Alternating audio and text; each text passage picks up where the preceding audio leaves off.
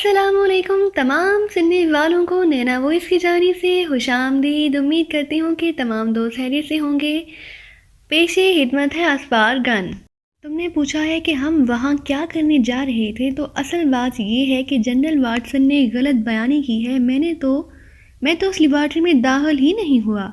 मैं तो military helicopter में बाकायदा ग्रैंड मास्टर के हुक्म पर वहाँ पहुँचा तो मुझ पर अचानक गैस अटैक किया गया और मैं बेहोश हो गया। फिर जब मुझे होश आया तो मैं बंधा हुआ बैठा था और फिर जनरल वाटसन फौरी तौर पर मुझे और मेरे साथियों को हलाक करना चाहता था, जिस पर मुझे उसे बताना पड़ा कि मैं कौन हूँ। बस इतनी सी बात है, इमरान ने जवाब दिया। क्या मतलब, क्या तुम अपने साथियों से अलहदा काम कर रहे थे? एलिया ने चौंक कर कहा। वो मेरे साथी ज़रूर है, लेकिन वो मेरा मिशन नहीं है। जो उनका है, मैं सिर्फ डॉक्टर डिमोर्गन से बात करना चाहता था और बस, इमरान ने कहा। Doctor De Morgan? ओह, क्या बात करना चाहते हो तुम उनसे? एलिया ने चौंक कर पूछा। तुम्हारा यही अंदाज तो मुझे पसंद है कि तुम बात इस अंदाज में करती हो जैसे दुनिया का बड़े से बड़ा प्रॉब्लम तुम्हारे लिए कोई अहमियत ना रखता हो। अब तुम इस तरह पूछ रही हो जैसे तुम मेरी बात डॉक्टर डिमोर्गन से करा सकती हो। इमरान ने मुस्कुराते हुए कहा। मैं वाकई करा सकती हूँ। तुमने मुझे क्या समझ रखा है? एलिया ने उसीले लहजे में कहा। छोड़ो और कोई बात करो, ये बताओ कि तुमने शादी भी की है या नहीं? इमरान ने कहा तो लहजा, लेकिन उसका लहजा साफ बता रहा था कि वो जानबूझकर मौजू बदलने के लिए ये बात कर रहा है। अभी कराती हूँ मैं डॉक्टर डिमोर्गन से तुम्हारी बात, एलिया ने चैलेंज कबूल करने वाले लहजे में कहा और तेजी से फोन का रिसीवर उठाकर उसने नंबर प्रेस करने शुरू कर दिए। इमरान ने हाथ बढ़ाकर लाउडर का बटन ऑन कर दिया। यस। राब्ता कायम होते ही एक निस्वानी आवाज सुनाई दी। डॉक्टर डिमोर्गन से कहो कि एलिया उससे जरूरी बात करना चाहती है। एलिया ने ऐसे लहजे में कहा जैसे डॉक्टर डिमोर्गन एलिया का मुलाजिम हो और इमरान बेइख्तियार मुस्कुरा दिया। वो चूंकि एलिया का मिजाज राशना था, इसलिए वो जानबूझकर एलिया को इस ट्रैक पर ले आया था। डॉक्टर डिमोर्गन बोल रहा हूँ, क्या बात है, क्यों कॉल किया है?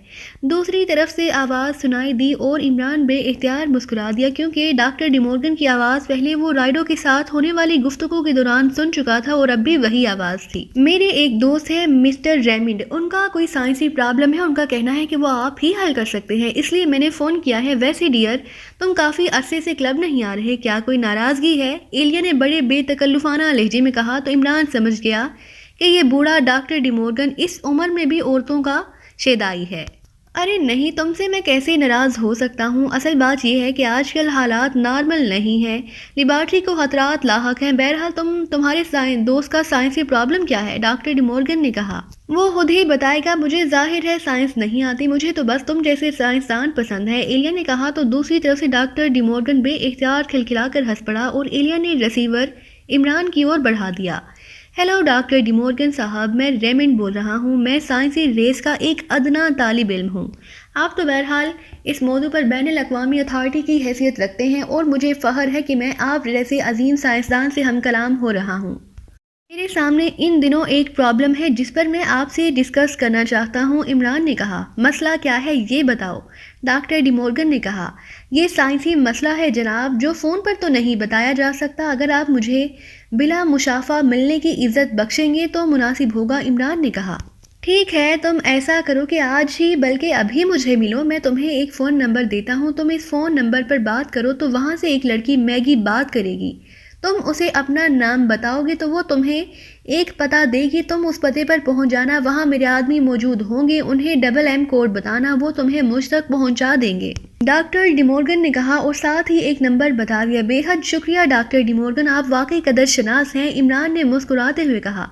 ओके, जल्दी पहुंचो, मैं तुम्हारा इंतजार करूंगा, गुड बाय, दूसरी तरफ से कहा गया और उसके साथ ही राब्ता खत्म हो गया। तो इमरान ने मुस्कुराते हुए रिसीवर रख दिया। इस दौरान वेटर आकर कॉफ़ी के बर्तन वापस ले जा चुका था। तुम वाकई खतरनाक हद तक ज़हीन आदमी हो, तुम हवा महवा उस सीक्रेट एजेंसी के चक्कर में फंसे हुए हो, तुम्हें तो साइंसदान होना चाहिए था। एलिया ने, जो इस दौरान खामोश बैठी रही थी, मुस्कुराते हुए कहा। साइंसदानों को तो तुम जैसी खूबसूरत लड़कियों से मुलाकात का मौका मिलता कब है? वो बेचारे तो बस गैसों, शुआओं, मादों और मिसाइलों के चक्कर में फंसे रहते हैं। बहरहाल तुम्हारा शुक्रिया कि तुमने मेरा एक काम करा दिया। अब मुझे इजाज़त, अब मैं तुम्हें दरवाजे तक छोड़ आऊँ। ایلیا نے کہا اور عمران کے اسبات میں سر ہلانے پر وہ تیزی سے آگے بڑھی، لیکن جیسے ہی وہ عمران کے قریب سے گزری، عمران کا بازو بجلی کی سی تیزی سے حرکت میں آیا اور ایلیا کنپٹی پر پڑنے والی بھرپور ضرب کھا کر چیختی ہوئی اچھل کر نیچے گری ہی تھی کہ عمران کی لات حرکت میں آئی اور ایلیا کا جسم ایک جھٹکا کھا کر ساکت ہو گیا۔ عمران نے اسے اٹھایا اور کرسی پر بٹھا کر اس نے اس کی نبض چیک کی، پھر مطمئن ہو کر وہ اٹھ کھڑا ہوا۔ اس نے پورے فلیٹ کی تلاشی لی تو اسے اسٹور میں سے رسی کا ایک بنڈل مل گیا۔ اس نے رسی کی مدد سے ایلیا کو اس انداز میں کرسی سے باندھا کہ ایلیا کسی طرح بھی ہوش میں آ کر خود اپنے آپ کو چھڑا نہ سکے۔ اس کے بعد اس نے ایک کپڑا اٹھا کر اس کا گولا بنایا اور بے ہوش ایلیا کے جبڑے دبا کر اس کا منہ کھولا اور اس کے منہ میں کپڑے کا گولا ڈال دیا۔ اب ایلیا ہوش میں آنے کے باوجود نہ ہی اپنے آپ کو رسیوں سے آزاد کر سکتی تھی اور نہ ہی چیخو پکار کر کے کسی کو مدد کے لیے بلوا سکتی تھی۔ اس نے فیصلہ کیا تھا کہ جب وہ ڈاکٹر ڈی مورگن سے مل کر لیبارٹری سے واپس آئے گا تو پھر عمارت والوں کو فون کر کے ایلیا کو رہا کرا دے گا، ورنہ اسے یقین تھا کہ ایلیا اس کے جانے کے بعد لا محالہ ڈگلس کو یہ سب کچھ بتا دے گی اور اس طرح اول تو عمران کا لیبارٹری میں جانا ہی محال ہو جائے گا اور اگر وہ وہاں پہنچ گیا تو پھر اس کا وہاں سے نکلنا محال کر دیا جائے گا۔ اس لیے اس نے ایلیا کو بے ہوش کر دیا تھا تاکہ وہ اطمینان سے اپنا کام کر سکے۔ عمران نے کرسی پر بیٹھ کر فون کا ریسیور اٹھایا اور وہ نمبر پریس کرنے شروع کر دیے جو ڈاکٹر ڈی مورگن نے بتائے تھے۔ یس میگی اسپیکنگ۔ رابطہ قائم ہوتے ہی ایک نسوانی آواز سنائی دی۔ ریمنڈ بول رہا ہوں، عمران نے کہا۔ او یس، آپ ایسا کریں کہ فوری طور پر گریٹ ویج روڈ پر وائٹ شیڈ ہاؤس پہنچ جائیں۔ وہاں آپ کو مسٹر ایڈگر ملیں گے، آپ انہیں اپنا نام اور پھر کوڈ بتائیں گے تو وہ آپ کو آپ کی مطلوبہ جگہ پہنچا دیں گے۔ دوسری طرف سے کہا گیا اور اس کے ساتھ ہی رابطہ ختم ہو گیا تو عمران نے ریسیور رکھا اور اٹھ کر اس نے کرسی پر بے ہوش اور بندھی ہوئی ایلیا پر ایک نظر ڈالی اور تیزی سے بیرونی دروازے کی طرف بڑھتا چلا گیا۔ اس کے چہرے پر اطمینان کے تاثرات نمایاں تھے۔ تنویر نے کار براسٹن کلب کی پارکنگ میں روکی اور پھر وہ کار سے نکل کر باہر آ گیا۔ براسٹن کلب ہاں وسیع و عریض ایریے میں پھیلا ہوا تھا۔ براسٹن کلب ایک کمپلیکس میں واقع تھا جس میں کئی عمارتیں تھیں جو سب کی سب 4 منزلہ تھیں، جس میں کلب، جوا خانہ، ڈانس فلور اور ریسٹوران وغیرہ شامل تھے جہاں ہر قسم کی تفریح مہیا کی جاتی تھی۔ ایک طرف وسیع و عریض پارکنگ بھی تھی۔ وہ سب کلب کے مین گیٹ کی طرف بڑھ گئے۔ چونکہ مرکزی عمارت کلب کی تھی اس لیے ظاہر ہے کہ ایلیا کلب کے آفس میں ہی مل سکتی تھی۔ کلب کا حال خاصا وسیع و عریض تھا اور اس میں موجود لوگ شہر کے اعلیٰ طبقے سے متعلق نظر آ رہے تھے، اس لیے حال میں خاموشی اور سکون تھا۔ حال کو انتہائی خوبصورت انداز میں سجایا گیا تھا اور اس سجاوٹ میں اعلیٰ ذوق کی جھلک نمایاں تھی۔ ایک طرف وسیع کاؤنٹر تھا جس کے پیچھے 4 خوبصورت لڑکیاں اور نوجوان لڑکیاں موجود تھیں، جن میں سے ایک فون سامنے رکھے اسٹول پر بیٹھی ہوئی تھی۔ جولیا اس کاؤنٹر کی طرف بڑھتی چلی گئی۔ یس مس، ایک لڑکی نے جولیا اور اس کے ساتھیوں کے قریب آنے پر انتہائی محضبانہ لہجے میں کہا۔ ایلیا سے ملنا ہے، جولیا نے کہا۔ 1 منٹ میں معلوم کرتی ہوں، لڑکی نے کہا اور ریسیور اٹھا کر اس نے تیزی سے چند نمبر پریس کرنے شروع کر دیے۔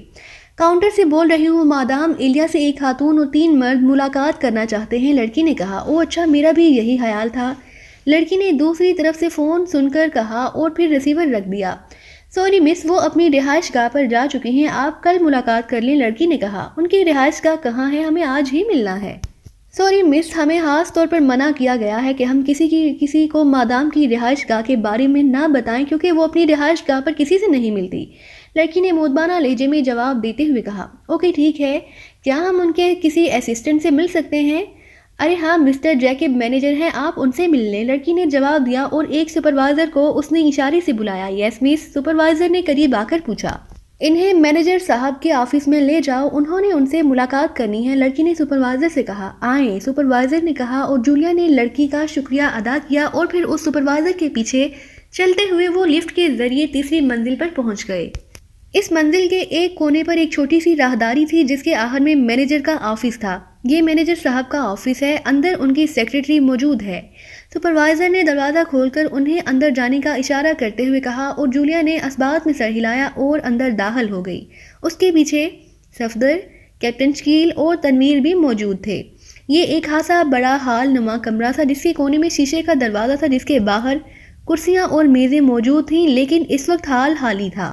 جولیا اور اس کے ساتھی کاؤنٹر کی طرف بڑھ گئے۔ مسٹر جیکب سے ملنا ہے، میرا نام کیتھی ہے اور یہ میرے ساتھی ہیں، ہم نے بزنس کے سلسلے میں بات کرنی ہے۔ ہمارا خیال تھا کہ ہم مادام ایلیا سے ملیں گے، لیکن کاؤنٹر سے معلوم ہوا کہ وہ اپنی رہائش گاہ پر جا چکی ہیں، جولیا نے کہا۔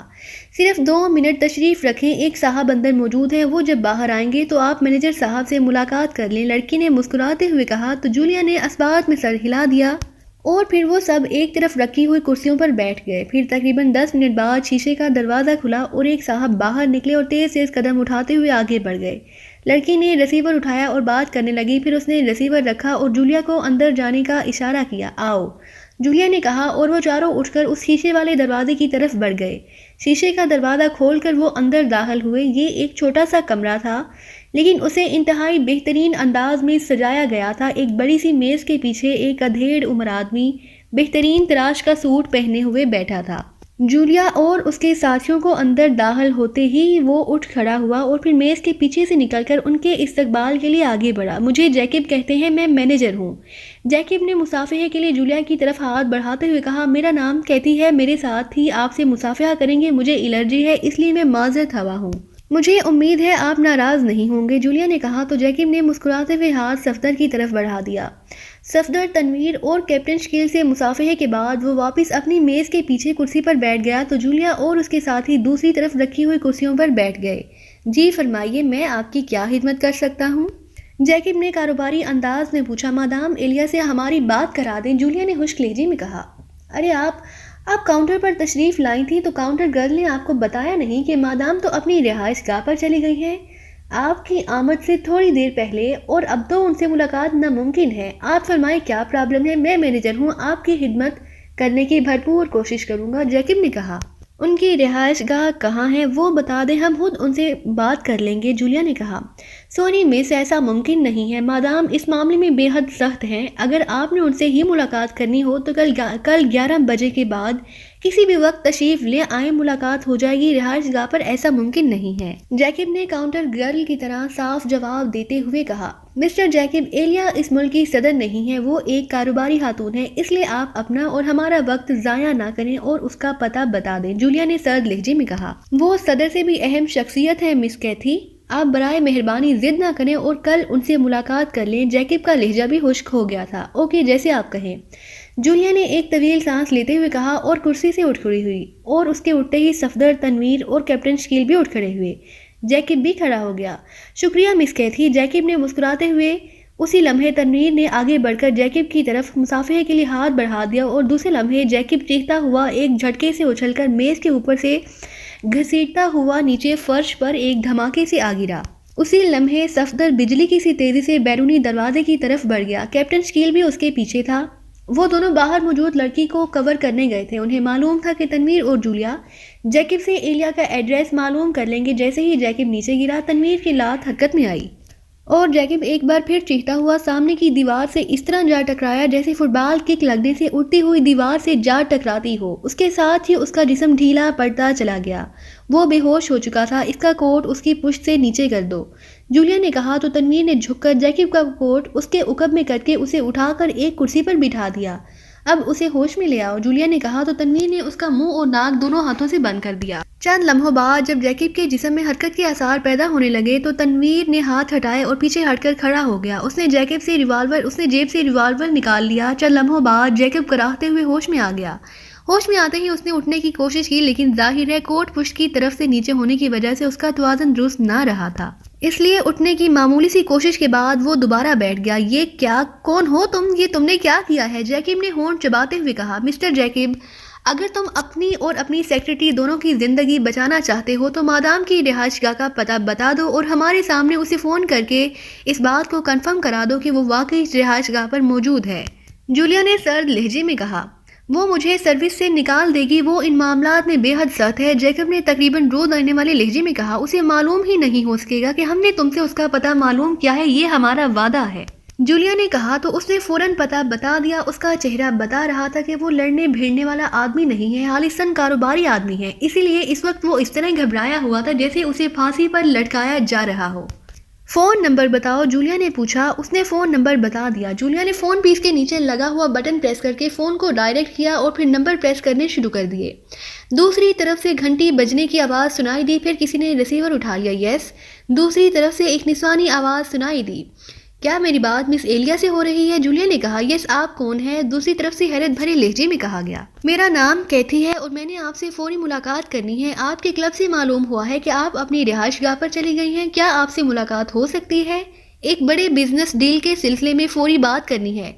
سوری، کل کلب میں ملاقات ہو سکتی ہے، اس وقت نہیں، ویری سوری، دوسری طرف سے کہا گیا اور اس کے ساتھ ہی رابطہ ختم ہو گیا تو جولیا نے ریسیور رکھ دیا۔ اسے آف کر دو، جولیا نے تنویر سے کہا اور تیزی سے بیرونی دروازے کی طرف بڑھ گئی۔ باہر کیپٹن شکیل صفدر موجود تھے۔ سیکرٹری جو کاؤنٹر کے پیچھے بیٹھی ہوئی تھی اب اس کاؤنٹر سے ہٹ کر علیحدہ کرسی پر بیٹھی ہوئی تھی اور صفدر اس کے پاس کھڑا تھا، جبکہ کیپٹن شکیل دروازے کے قریب موجود تھا۔ اسے بھی آف کر دو اور آؤ، جولیا نے صفدر سے کہا اور پھر تیزی سے بیرونی طرف بڑھ گئی۔ تھوڑی دیر بعد ان کی کار انتہائی تیز رفتاری سے ایلیا کی رہائش گاہ کی طرف بڑھی چلی جا رہی تھی۔ اس کی رہائش گاہ تک پہنچنے میں انہیں تقریباً آدھا گھنٹہ لگ گیا۔ پلازا کی عمارت بے حد عالیشان تھی۔ انہوں نے کار پارکنگ میں روکی اور لفٹ کے ذریعے وہ مطلوبہ فلیٹ تک آئے۔ فلیٹ کا دروازہ بند تھا اور باہر لاک لگا ہوا تھا، البتہ سائڈ پر ایلیا کے نام کی پلیٹ موجود تھی۔ میرا خیال ہے وہ کال کی وجہ سے نکل گئی ہے، جولیا نے ہونٹ چباتے ہوئے کہا۔ اب اگر اسے مینیجر اور اس کی سیکرٹری کی موت کی اطلاع مل گئی تو وہ شاید ہی واپس آئے، تنویر نے کہا۔